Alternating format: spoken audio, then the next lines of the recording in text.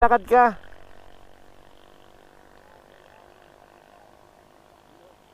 Ilocos. Ba't ka napadpad dito? Nakapangasawa ngayon, naglalakad ka pa uwi sa papuntang Ilocos. Ah, nakisabay ka. Wala kang pamasahe papunta doon sa Bakakulangin. The feeling that I'm losing her forever. Bali, saan bang sakayan papuntang Ilocos? Carmen. Pupunta ka pa ng Carmen.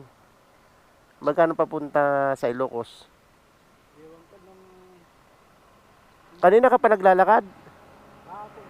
Ah, kahapon pa, galing ng Llanera. Tapos,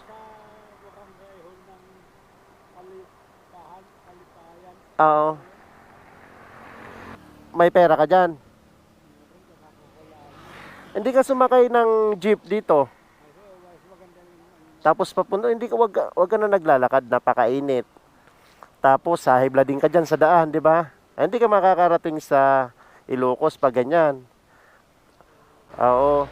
Abang ka na ng jeep dito. Ngayon, bibigyan kita ng pamasahe pang dagdag. Para makauwi ka na, wag ka na naglalakad, napakainit.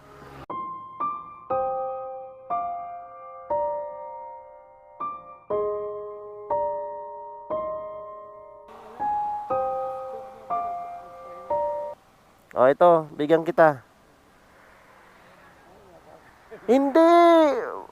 Kasi ito, sponsor to ni Madam Raquel.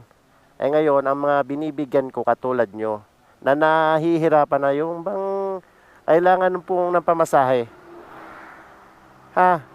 Tanggapin mo na to. Kasi para makarating ka na sa inyo.